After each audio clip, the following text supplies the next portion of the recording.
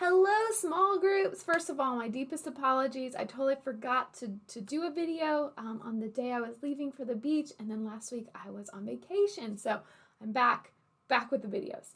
So for this week, I want to encourage you to read more of Jeremiah 29 than just what we lifted up in the service today. So I invite you to read verses 1 through, let's go all the way through 14. And again, this just helps us to better understand what is going on for the people. So just that reminder, the people are in exile. The Babylonians have come and conquered the land and have deported anyone that they see as powerful. And God has chosen to use Jeremiah, who's known as the weeping prophet. He weeps because he has seen so much destruction. His heart breaks every time he thinks about the people and all that they are going through. And Jeremiah had tried to warn that destruction was coming, that the people had turned away from God. And now God is using Jeremiah to write to and to speak to the people who are in exile in Babylon.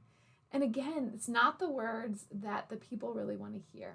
In fact, God says, only when Babylon's 70 years are completed will I visit you and fulfill my promise to bring you back. So when we think about the time of the Exodus, the people didn't know it was going to be 40 years long, and now they know it's going to be even longer, 70 years. As I said, God told them to build houses and to plant gardens. We think of vineyards as a beautiful example. So when you plant a vineyard, then it takes years, right, to cultivate the grapes and to have that good wine. And God is essentially saying, you're going to be here a while, plant those vineyards. You're actually going to get to enjoy this wine because that's what's going to happen. This is how I'm going to bring you back. First, you need to experience this. Know I'm with you while you're experiencing this. But then I will bring you back and again, seek the shalom. So as we think about that beautiful word shalom, which again means peace, it means wholeness, it means completeness, it means soundness, it means welfare. This is what God is asking the people to do, to seek the welfare of the city where I've sent you. And so this is what God is asking for. So how can we do that? Many of us live in the city of Virginia Beach, so how can we seek the welfare here in Virginia Beach? How can we seek that peace? Again, maybe it's thanking first responders when you see them.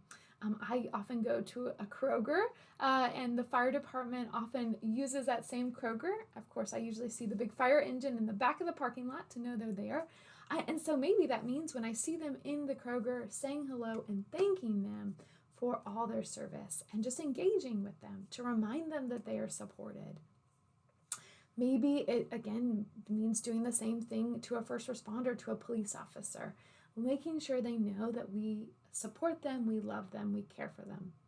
Maybe it means praying. Maybe it starts with prayer. Maybe it starts with praying for our government officials.